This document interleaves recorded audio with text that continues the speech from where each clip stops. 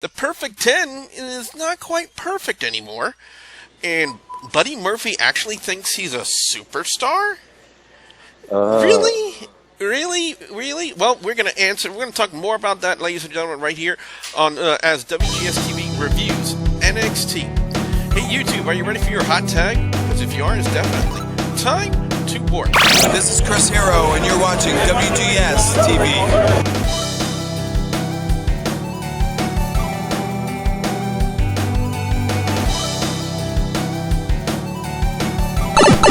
Greetings, YouTube. You have worked your way back into another episode of WGS TV right here on YouTube.com/RussellGamer. I'm being joined this week, ladies and gentlemen, on this video by James from the Big Easy. James, how you doing?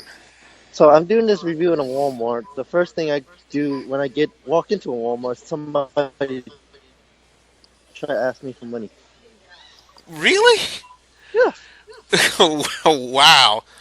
Well, anyway, we got a couple of comments from last week's video I want to address before we go any further, because like I said, whenever you guys leave comments on my videos, you will get a shout out and a response. First one is from a friend of mine on YouTube, Jasper Jed. He's plugging his latest Fatal Frame video. Be sure you check it out. I'll actually put a link to it in the description box below, and that was pretty much it. But the other one, James, is from our old friend Ecstasy69, and it pertains to the comments that I have that about how fact that Tom Phillips is as a commentator. And one of the things I said, because Rick Head from HWR, he's not too big on Corey Graves, and the way I responded to that comment was, your color guy is only as good as the guy he's working with. And Tom Phillips, in my personal opinion, is a terrible commentator. What do you think? It's more to be honest. I'm kind of like okay with both Tom Phillips and Corey Graves. I just feel like they need more work. But the fact is that it's NXT, really. It's on the network, so I don't expect huge things between those two. So. Well, maybe it's just the inner commentator in me.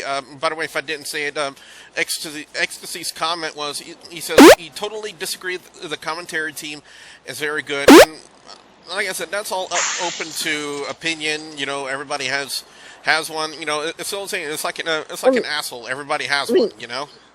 Yeah, I mean, the thing is that you have that in the comments because you have done commentary for wrestling shows, so it's respectful that you have your own opinions. You know, me, as I said, I kind of like have a mixed opinion between those two. It's like there's just some stuff like I don't like that they kind of do, but there's some that's like, yeah, I respect them.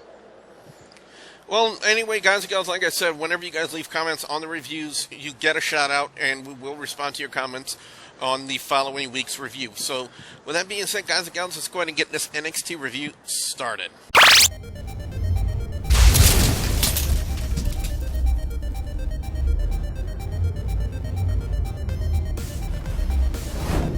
We would open up with the Perfect 10 Ty Dillinger taking on a guy named Oney Lorcan.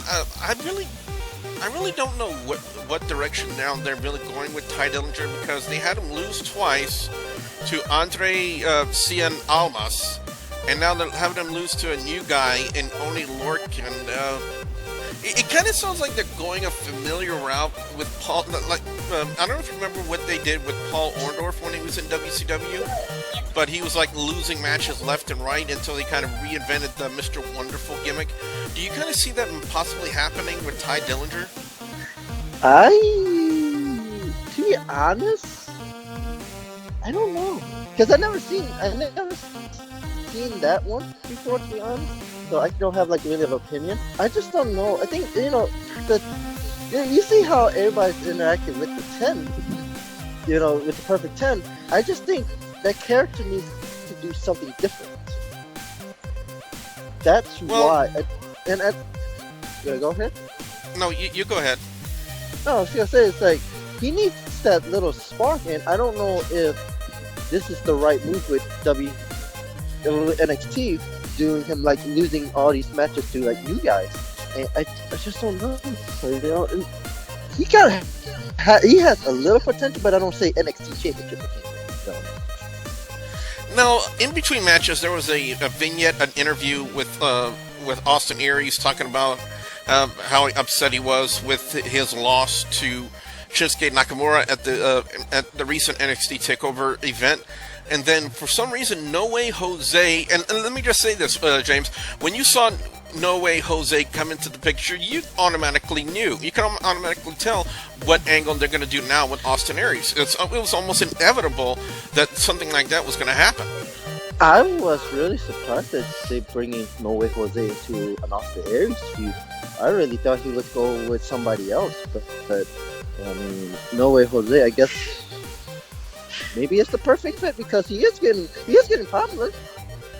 Yeah, very, very quickly to say the least. No Way Jose took on Josh Woods. It was basically a squash match with Jose hitting a modified full Nelson slam on Woods to pick up the win, and then out would come Austin Aries, and they would do a little bit of a promo saying that we were reminding him of what wrestling is supposed to be. It's supposed to be fun, and I'll give it to Aries though, James. He tried the dance.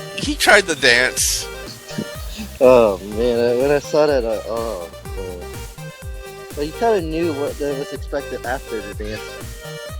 Oh yeah. The dance would end up to the table, and then Aries would then turn on Jose, and then he would fight with him all the way to the staging, the ramp, and then they would finish it off with the last chancery on that. So I really want to see where they take this, because you're taking a recognized veteran name as Austin Aries with a relative newcomer like a No Way Jose. This could be nothing but a huge learning experience for No Way Jose, James, wouldn't you say? Yeah, because with Austin Aries, being that veteran, going to like around the world, they have the experience to for No Way Jose can work really. Oh, definitely. Well, one of your favorite NXT women's wrestlers came back last night, Bayley, and she would basically squash Deonna Purrazzo. She would hit the Bayley to Bayley, but I got to say, Bayley is very much now kind of synonymous with NXT. She pretty much, would you say she's at that level that Paige was before she got called up to the main roster? I say a little higher, really, than Paige, because really it's that with Paige, originally she wasn't like a fan favorite, and then all of a sudden she did some she became a face, and then she became popular. With Bayley, she started as the weird one. It's just, and then she grew up to where everybody started liking her, and everybody started wearing her shirts and all that stuff. Including yourself. Including myself, yes, exactly. And but it's just like, to be honest, I hate to mention stuff like this, but she kind of has like that John Cena high right now. She's too popular, and she's too known around NXT that if you take her off, who is the face of that women's division in NXT? That's not Asuka. I want to ask you this question. When the time comes when they do bring her up to the main roster, do you think that the following that she has now and the success that she has now, do you think that it's possible that if used properly that it could equate to main roster success in WWE? If they do it like how they do it with Enzo and Cass, because if Enzo and Cass has that big following in NXT before going up to the main roster, if they do the same way they do with Bayley and not mess anything up with her character, or maybe change something a little bit, not major difference, then yeah, I could see something like that. I could see some success in it.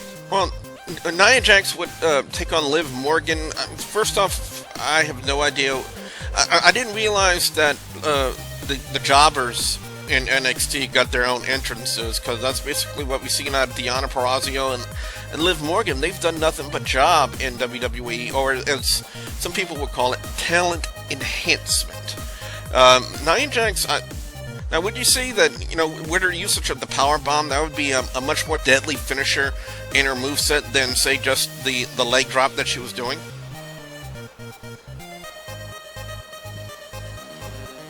Yeah, James? I think it's more like Hogan-esque.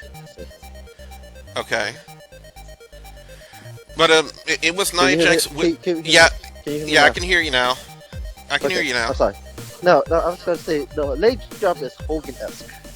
It's not like it's effective in the beginning, but it gets a little lazy later on. So, but a power bomb is more effective than a leg drop.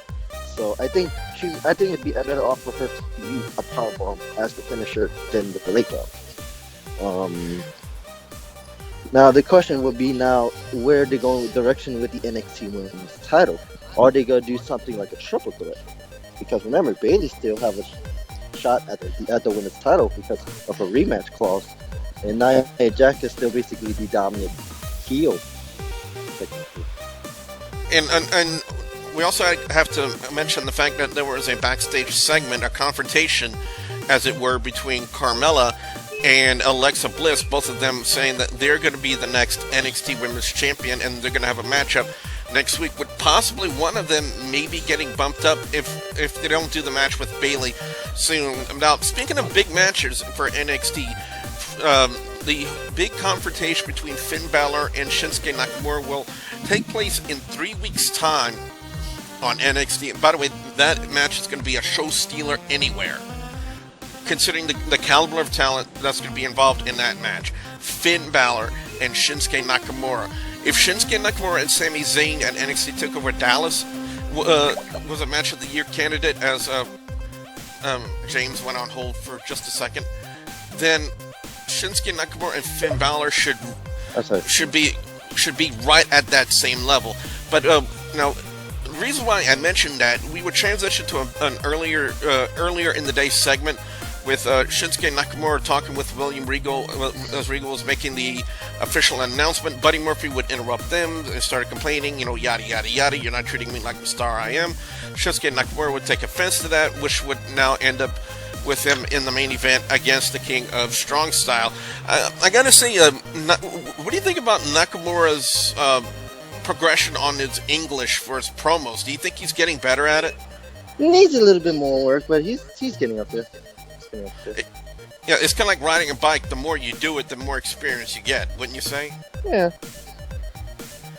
But as far as the matchup in itself concerns, Shinsuke Nakamura and Buddy Murphy, for what it was, I thought it was a decent match. Of course, Nakamura was going to go over on Buddy Murphy, and correct me if I'm wrong, James, but I think Nakamura is still undefeated in NXT.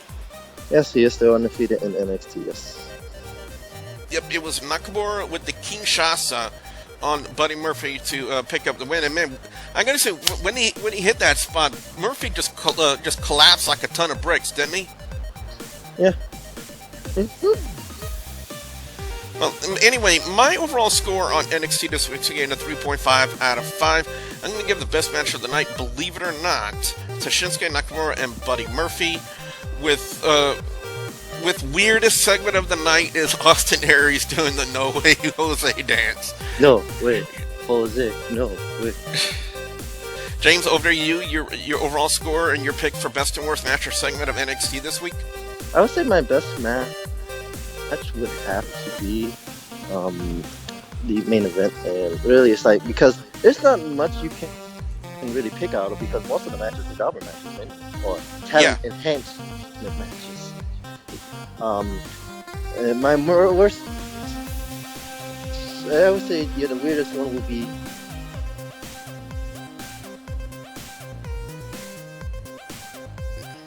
James, are you still there? You might be having some Skype connection problems with James from the Big Easy, as we did lose him on Skype. If you just heard that noise, I'm going to try to get him back very quickly for the closing. If you guys are hearing that, that's all the traditional Skype noises that you're accustomed to hearing. So while we get James back and you guys hear the Skype ringing in the background, what I want to know from you guys out there, the viewers and subscribers, your thoughts on NXT this week. What are your overall scores? What are your picks for best and worst match or segment of NXT this week? James has just sent me a message that his phone is acting up, so we do apologize about that. But anyway, I want to hear what you guys have to say. Be sure you put your comments in the comment section below. And just like with Ecstasy 69's comments, I will reply to your comments on next week's NXT review and give you guys, a shout out as well. So if you guys want to get a shout out, again, Skype is really far behind on this, but I definitely want to hear what you guys have to say. Be sure you put your comments in the comment section below as James picked up on the Skype. Be sure you like, favorite, and subscribe.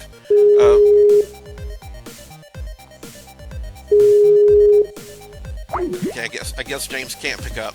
So we do apologize to James and Big Easy. Be sure you check him out on his Twitter and his Twitch.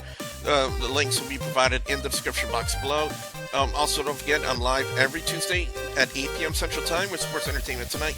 And as always, guys and gals, I'll have a couple videos in the annotations at the end of this video for you guys to check out as well. So, with my apologies to James and Big Easy who's having some Skype difficulties, I am your friendly neighborhood wrestling gamer, and I will see you at the next Warp Zone. Bye, guys! Let's go, Fury!